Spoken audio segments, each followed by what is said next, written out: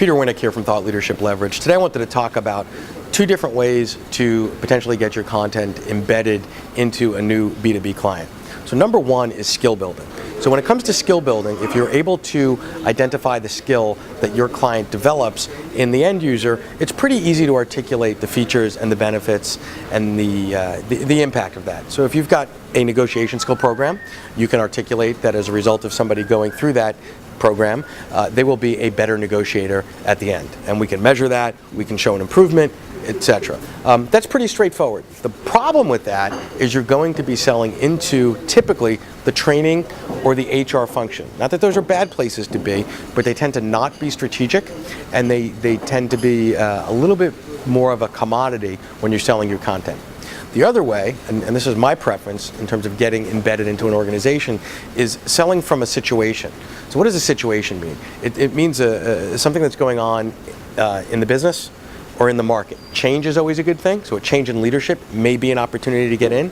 A change in market conditions, either an extreme positive or an extreme negative. We're launching a product and it did incredibly well. We launched one and it flopped. Those could be situations to come in. Changes in culture. Changes in ownership. So there's a merger and acquisition, company A buys company B, and now there's a whole bucket of things that come up. That's an opportunity to address certain issues in terms of leadership, management, and sales processes. Again, always look for a situation that has its basis in a business change or a business scenario as a way to introduce your content. In that case, you're typically not selling to an HR or a training professional, but you're selling to someone that owns a P&L or is a significant decision maker in the business, and they're looking to use your content not to develop skills, but to drive business or solve business pain, right? So salespeople, for example, there is a ton of sales content in the marketplace. At the end of the day, salespeople, sales professionals, and sales managers only care about a handful of things.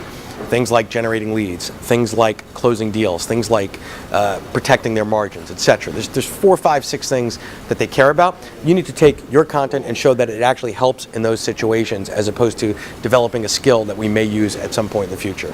So again, 2 ways to get your content deployed. One is from a skill development perspective, the other is from a business situation perspective. And just be broad in your thinking and try to think about as many ways as you can where your content applies in both scenarios. Thanks for your time.